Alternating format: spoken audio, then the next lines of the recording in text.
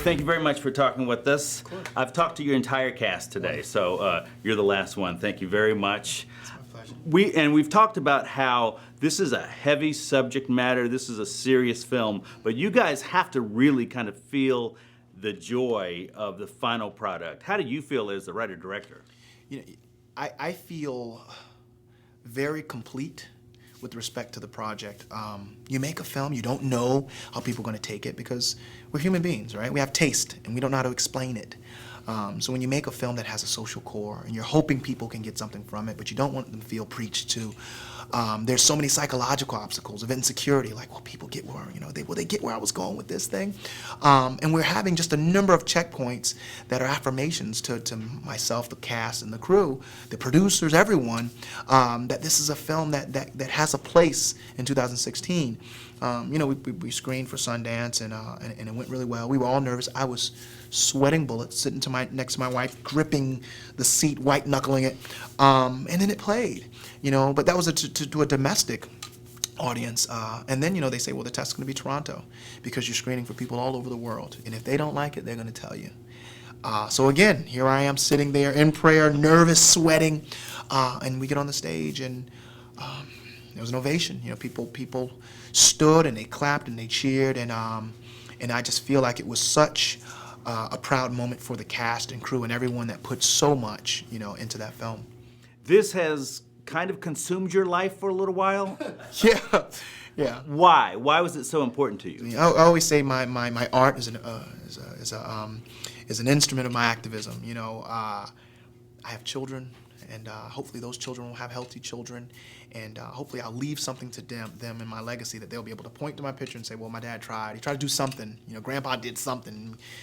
Here we are, but he put his stamp on it. When I came across the story of Nat Turner, I was like, I wasn't proud of being black growing up.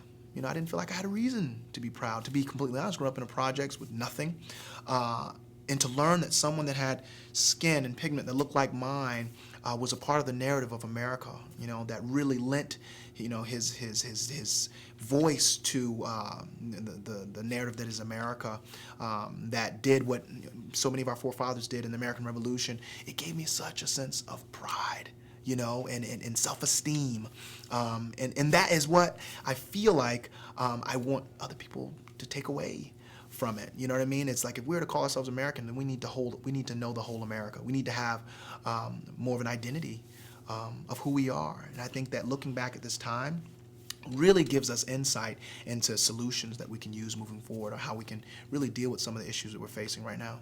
What do you want people to know about Nat Turner? That he was a man of faith, and that he was a man of a revolutionary spirit, and that they don't have to conflict with each other. That it was his faith that inspired him, that it wasn't some knee-jerk reaction of revenge. It was him really feeling like if something were to be changed, it would first start with him. And that's what I want, hopefully, to be the change mechanism in each individual that sees a film. I love the name, too, because I did not learn about Nat Turner in school, but I learned about Birth of the Nation in school. There you go, yeah. So I love that. And so many people don't know about D.W. Griffith's propaganda film, but that film, I think, is responsible for many of the behaviors that we still exhibit and present right now in 2016. So I really wanted to tether myself to that so people could recognize that what he was doing for wrong, that we're trying to, with this film, make for good. Made in Hollywood. Thanks for watching this interview. As always, don't forget to subscribe and let us know what you think in the comment section below. For the next Made in Hollywood interview, click right here. Do it. Click it.